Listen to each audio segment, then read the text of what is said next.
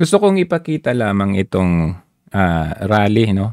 Kita ninyo yung rally ng INC kasi siyempre may mga issue-issue na hindi daw ito ano, hindi daw politika or hindi daw parang ano lang, ano-ano lang, rally-rally lang, simpleng rally na hindi daw, halong politika. Pero tingnan ninyo dito pa lang yung placard pa lang nila na, "Problema'y lutasin, huwag palakihin."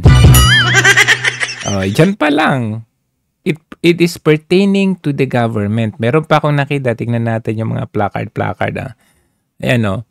Ngayong bagong taon, kapakanan ng tao ang isulong. Oh. Sino tinutumbok dito? 'Di ba? Alam naman natin na talagang talamak ang gobyernong ito sa pangangamkam ng kaban ng bayan. O ito ano, bayan ang asikasuhin. Hindi yung ano yun, hindi ko mabasa. Hindi yung so sige tignan pa natin kung ano yung mga placard nila ng INC. Yeah, ito malinaw na hindi ito just simpleng rally na for peace Ayan na. INC is for unity. O ito, magkaisa, wag mang isa. Oh.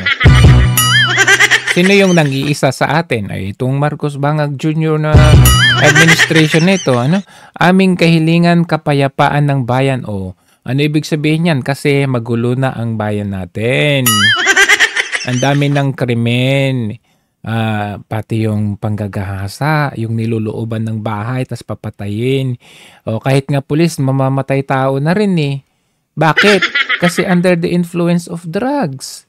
Pagkakaisa, hindi pagkakagulo. O ayan. Sino bang nanggugulo? Aming kahilingan kaunlaran ng bayan. O, pwede naman pala eh.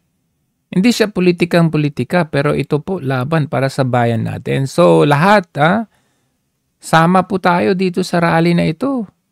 Ay, ba't tumawa? Sama tayo sa rally na ito kasi ito po ay laban natin. Ito patikim pa lang, paumpisa pa lang ito. Ayan, mamaya padami ng padami yan. Tingnan natin. Serbisyo, wag sariling benepisyo. Sino ba yung gumagawa ng mga ganyan? Ang dami niyan, mga buhaya sa House of Representatives. So, hindi to rekta na walang BBM resign. Wala ngang BBM resign. Pero itong mga placard na ito, itong mga hawak-hawak nila, talagang laban ng bayan ito. Oo. Kaya tama lang ito eh. Marami nang nagigising talaga. Ito, hindi siya rekta talaga. Maganda itong ginagawa nila, hindi rekta. But ito po yung tamang pamamaraan ng laban na hindi yung sumisigaw ka na, "Oy, BBM resign." Pero ito, it starts from here. Dito po mag-uumpisa ang tamang laban. Ayan. So, shout out dito kay Larong Kalye. Maraming salamat sa inyong coverage na ito, no? Talagang ngayon tumitindi na ang medyo malayo kasi, no? So, kung basahin yung mga placards talaga. Tingnan nyo, mga taong unti-unting nagjo-join. Ayan, papasok sila. I think car park ito. Ayan. Ito, patikim pa lang ito. Sa aga ba naman, maaga pa. 8:30 pa lang. Pero marami na. Actually, kahapon pa ata. Ayan, ano yung mga nila? Karapatan, kapakanan ng tao. Maganda yung maganda yung close-up. Lutasin, wag palakihin. Boulevard.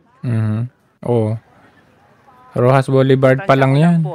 Hindi po muna. Pakalinaw na itong rally na ito.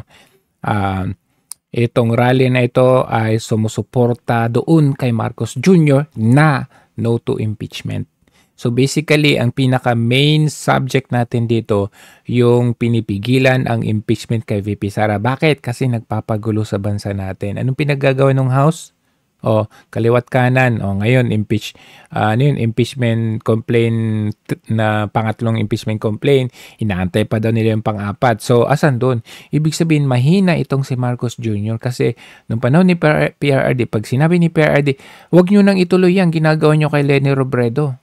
Mandato ng tao yan, binoto ng tao yan, wag nyo nang ituloy yung impeachment na yan. O ayun, ura mismo at right there and then tinigil, wala nang kahit sino, walang ganong usapin. Pero dito, sinabi ni Marcos Jr.